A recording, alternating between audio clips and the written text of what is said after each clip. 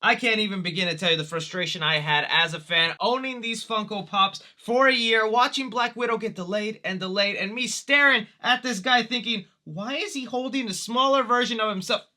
I finally now know, but you don't, so... Look at it! Look at it! I want all of you to look at it!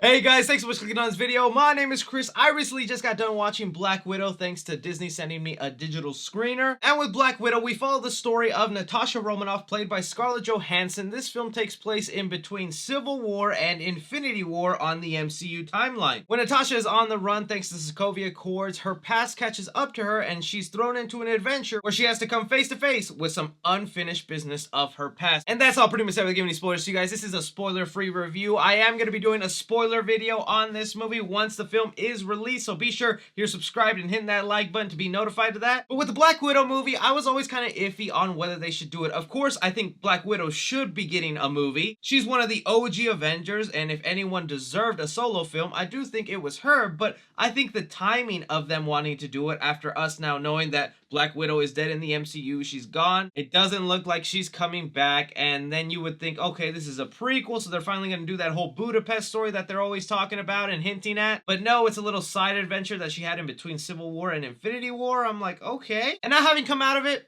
I think it's a pretty good movie, but it does have more flaws than most of the MCU films. Let me start off with some of the good in here. Obviously, Scarlett Johansson nails it as this character. She's been doing it for about a decade now, and getting to spend some alone time with her and still learning some of her backstory, how she grew up, who her mother and father were, the sister relationship she had. We do discover a whole side of Black Widow that we were never known to, but also it's some of these side characters that end up stealing the spotlight in this movie, like David Harbour as Red Guardian. This guy is a washed down wannabe Captain America. He's a sad and pathetic character, but in such a likable way. The film actually left me wanting to see more of this character, but I think the one that ultimately steals it, and some could say rivals the spotlight with Scarlett Johansson in this film, is Yelena, Florence Pugh's character. Florence Pugh is absolutely amazing in this movie. Anytime a new character is brought into the MCU, it's always a hard struggle to earn that likability with the audience. But you pair that up with the relationship she has with Black Widow in this movie, the history, and this really chaotic family dynamic that they all have together. It's really a highlight of the movie. Along with that, the hand-to-hand combat in this film is done amazing. If you were a big fan of the Captain America fight scenes in like the Winter Soldier, you're gonna get a ton of that in Black Widow, and I am just a sucker for good hand-to-hand combat that isn't just shaky cam or the camera moving too fast. I do want to touch a little bit about the villain here, Taskmaster. This was someone I was really excited to see brought into the MCU. Wasn't loving the design they went with, but I understood that's for international purposes because in China they don't allow you to have skulls in the film. And I am mixed on the portrayal of the MCU Taskmaster. I don't want to give anything away, but the Taskmaster character here, the reveal of who it was,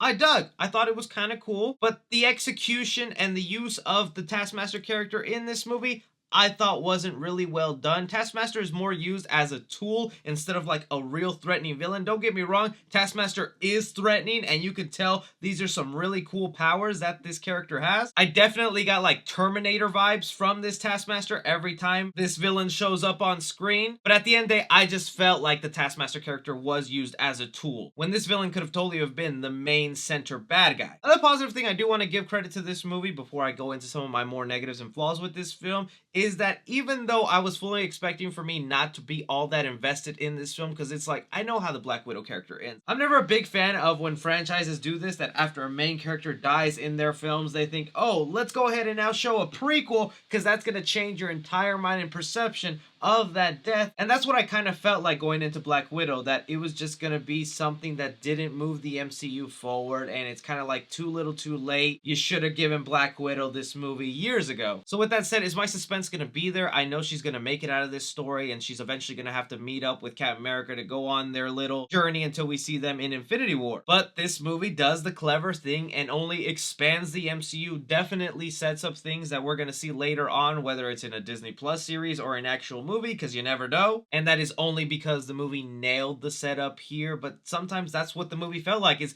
just a setup. When I wanted this to kind of be the big emotional send-off for Natasha, to be her farewell song. And while there's definitely moments of that where you'll get emotional and you'll feel sad that, damn, I can't believe this character dies in only a few more movies, it didn't completely nail the saying goodbye to this character in this film, driving me into some of my more nitpicks or negatives in this film. And again, like I said, I still really like the movie. I think it's a good MCU film and most people will have a good time with it, but I want to be honest that it's one of the more flawed and not as polished MCU movies. So now with that said, the main conflict at hand, which is Natasha dealing with some unfinished business that she thought she dealt with in her past, I thought was cool, but the specific thing that these bad guys were after, that Black Widow and her team were trying to stop this guy from getting, didn't end up making sense when you have a character like Taskmaster in the movie. Even especially because they're not really clear on where the powers of Taskmaster are coming from. That'll be something I think controversial with some comic book fans. And the ending of the movie, the ending to me did not nail it. It felt very clunky. And I feel like it only felt that way because they were restricted on where Natasha needed to be by the end of the movie. Like, it's not a spoiler. By the end of the film, you know she needs to eventually end up on the mission that where we find her in Infinity War. And the way the movie sets up that ending of her going on that, I thought didn't blend in well with the way the movie was going. It felt so out of place and like they filmed it last minute. But really, I think those are just minor nitpicks. This is still a really good MCU movie. If you're just wanting nothing but Black Widow, great action scenes, a fun espionage story while also meeting some new cool characters that I bet will probably stay in the MCU for a while, I think Black Widow is definitely for you. I guess since they were framing this as more of a Winter Soldier-esque movie, I was hoping it'd be as polished as that, but the movie doesn't really meet that level. So for Black Widow, I'm gonna give action 4.5 stars. I really dug the action in here. Even some of the bigger set pieces were really cool and fun to look at, but the hand-to-hand choreography was the best part of it for me. Comedy in the movie, I'm gonna give it 2.5 stars. It's the MCU. You know they sprinkle in comedy here and there. I think a lot of the laughs will come from Red Guardian, and that'll be one of the things that'll make you really like this character. Drama in the movie, I'm gonna give it 3 stars. I was hoping to give it a little more because with this being an espionage story, you really need a strong plot to carry on your film. And while the moments about learning Natasha's backstory, where she comes from, and how that connects to this movie later on in the future, I don't think was as strong as I wanted, and I also just didn't feel like this was a good goodbye movie for Black Widow. Alright, in the movie, I'm gonna give it half a star too, because I will say this is one of the darker MCU movies. Like, there are some pretty interesting moments of dialogue, and Black Widow gets beaten the hell up. So if you have some real younger kids, this might be the MCU pushing the limit a little bit. And suspense the movie, I'm gonna give it 3 stars too. Like I said, we know what happens to Black Widow. We know where her journey ends, but some of these newer characters, we have no idea if they're going to be part of the MCU in the future or if they're going to die in this film, so you do feel suspense there. Casual fans, I'm going to give it an A+. Cinephiles, I'm going to give it a B+.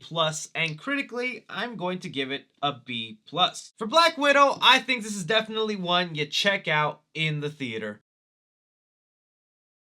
I know I'm definitely going to go to the theater to watch it one more time. And yes, there is an end credits scene that definitely sets up more stuff in the future of the MCU, so stay tuned for that. As well as staying tuned for my spoiler review whenever the film is released. But be sure you guys like and subscribe. Follow me on Twitter at 3C Film Review. As always, I'm Chris. Take care.